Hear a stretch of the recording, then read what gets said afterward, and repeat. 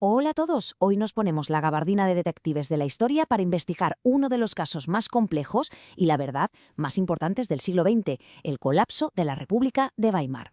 La pregunta de fondo es esta. ¿Cómo es posible que una nación moderna, culta, avanzada, acabe cayendo en una dictadura? No vamos a verlo como una simple sucesión de fechas, no. Esto es un misterio. Juntos vamos a ir analizando las pistas, las pruebas, los sospechosos, todo lo que llevó al derrumbe de esta democracia. Muy bien, pues entremos de lleno en el asunto. Nuestra investigación arranca en lo que llamaríamos la escena del crimen, la República de Weimar, una democracia que literalmente nació de las cenizas de la Primera Guerra Mundial y de la caída del Kaiser. Hay que imaginarse la escena. Esta nueva república, nada más nacer, no tuvo ni un solo momento de paz. Es que desde el día 1 se encontró con un ataque constante, feroz, por parte de un montón de gente que sencillamente no quería que sobreviviera.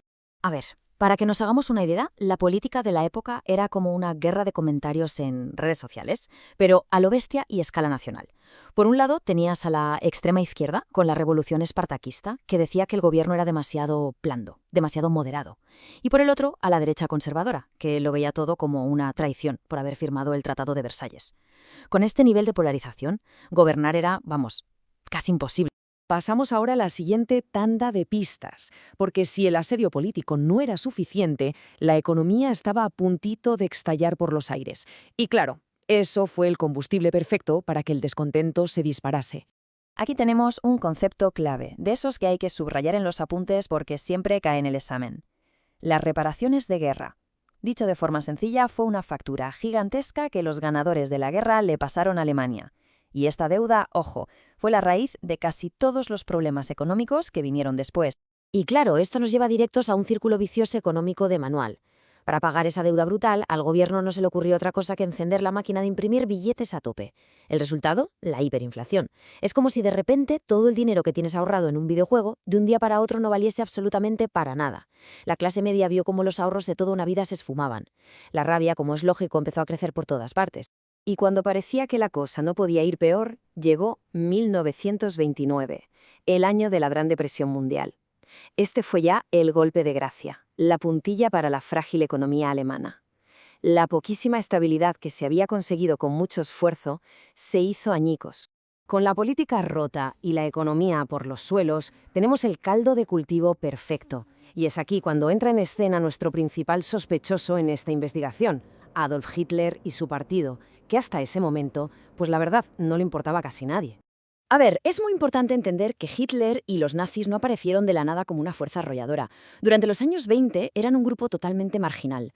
Hitler se unió a un partido minúsculo en el 19, intentó un golpe de Estado que fue un fracaso total en el 23 y acabó en la cárcel. No eran ni de lejos una amenaza seria en ese momento. Es que solo hay que ver los datos. Durante casi todos los años 20, los nazis apenas rascaban un 3% de los votos. Eran ruido de fondo, nada más. Así que la pregunta clave de nuestra investigación es, ¿cómo narices pasaron de ser casi irrelevantes a dominar el país en poquísimos años? Pues la respuesta la tenemos en la pista anterior, la crisis de 1929. El paro masivo, la miseria, la ruina, todo eso creó un ambiente de desesperación total. Y claro, cuando la gente está desesperada, las soluciones extremas y los discursos más radicales de repente empiezan a sonar hasta atractivos. Y esta división es fundamental para entenderlo todo. La crisis partió el país en dos. La clase trabajadora, aterrorizada por el paro, se echó en brazos del Partido Comunista. Y mientras tanto, las clases medias y altas, que habían perdido sus ahorros y que tenían pánico a una revolución comunista, empezaron a ver a los nazis como la única barrera posible para frenarlos. El miedo se convirtió en el principal motor político del país. Bueno, ya tenemos el descontento político, la ruina económica y el ascenso de un radical. Llegamos al acto final, las maniobras en los despachos que legalmente le entregaron el poder a Hitler. Esta es la cronología que hay que grabarse a fuego. La crisis del 29 abre la puerta. En las elecciones del 32, el Parlamento está tan fragmentado que es imposible formar gobierno. Y entonces, en enero del 33, llega la decisión que lo cambia absolutamente todo. El presidente Hindenburg, presionado por las élites conservadoras, nombra a Hitler canciller. Y este es el punto crucial de todo el caso. Hitler no ganó unas elecciones con mayoría absoluta para ser dictador. No, fue invitado al poder por las élites conservadoras, que cometieron el error de cálculo más catastrófico de la historia: pensar que podían controlarlo. Lo veían como una marioneta, un agitador útil para frenar a los comunistas, al que luego podrían quitar de en medio. Subestimaron por completo su ambición y su astucia. Hasta ahora hemos visto el cómo ocurrió todo, pero para resolver el caso del todo necesitamos entender el porqué. ¿Cuál era el motivo? ¿Qué ideología había detrás del partido nazi?